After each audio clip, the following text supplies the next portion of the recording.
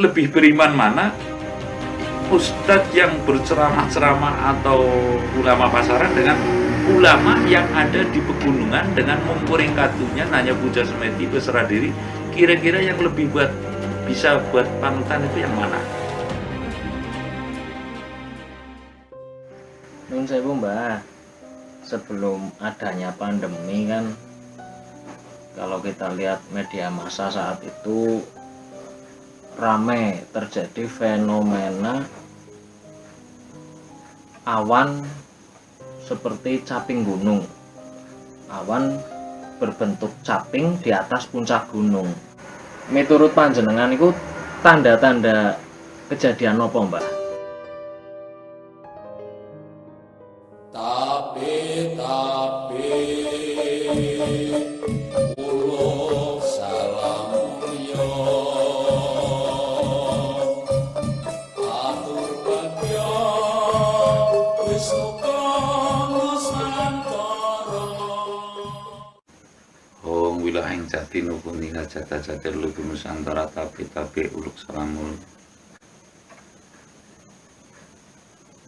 Caping gunung yang artinya fenomena itu secara jujur selama hidup saya sendiri itu baru 2 kali ini yang terjadi ya.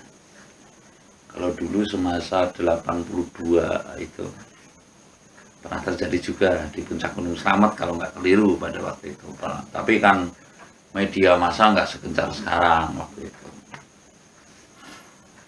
Terus ada kejadian lagi artinya kemarin-kemarin ini, Dan itu di beberapa puncak gunung, tidak di hanya satu. beberapa puncak gunung ya. Saya pernah mendengar itu dan membaca sih enggak, tapi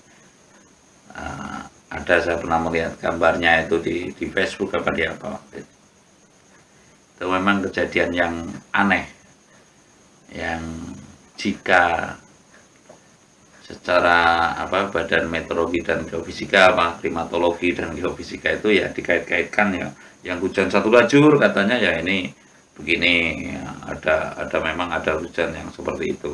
Jadi ini kan sebagai peredam saja, peredam daripada rasa masyarakat agar tidak gelisah kan, seperti itu sistemnya. Seperti hanya dentuman. Nah, seperti hanya dentuman dan sebagainya itu kan ada katanya memang suara yang demikian menurut pembahasannya secara Badan Meteorologi dan Geofisika. Namun pada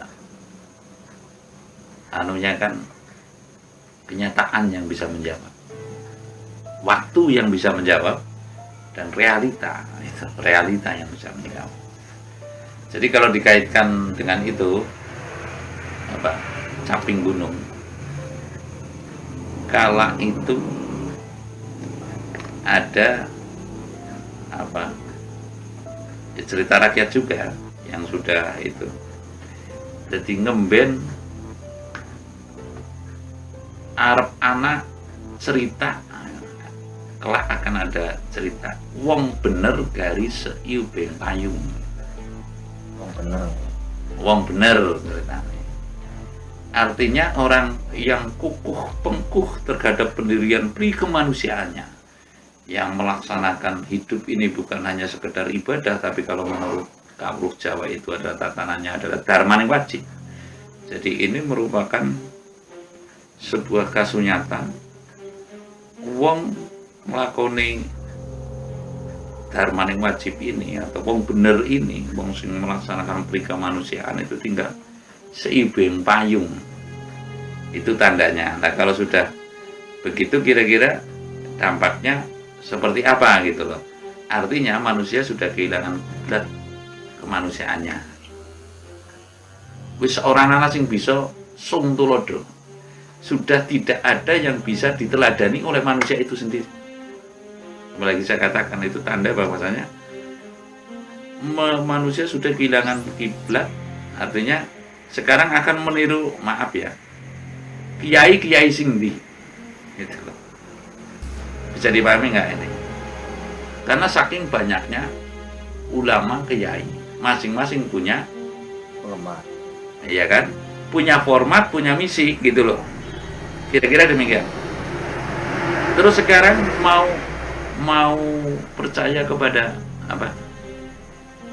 Kepada pemimpin yang mana gitu.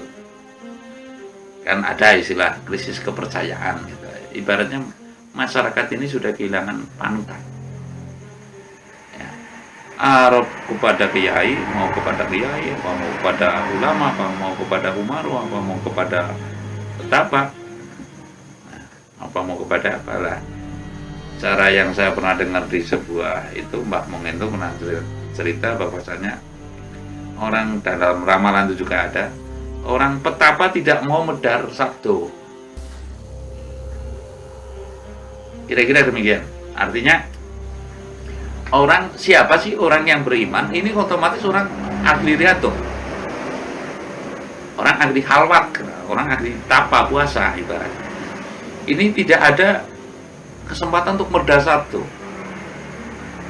Yang dikatakan orang benar dalam maksud alam selaras dengan alam ini orang yang ahli riyadhah, orang yang ahli tirakat lah ibaratnya, orang yang ahli halwat, orang yang ahli puja semedi.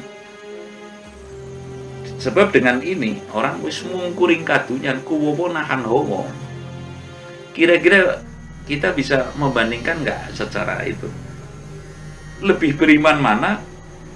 Ustadz yang berceramah-ceramah atau ulama pasaran dengan ulama yang ada di pegunungan dengan mungkuring kadunya hanya puja semedi berserah diri.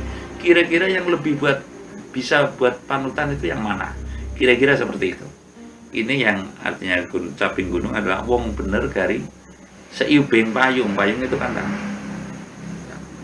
Nah, terus dampak dari ini tanda-tanda saya tidak mau mengatakan artinya setelah ada ini kan pasti ada dampaknya.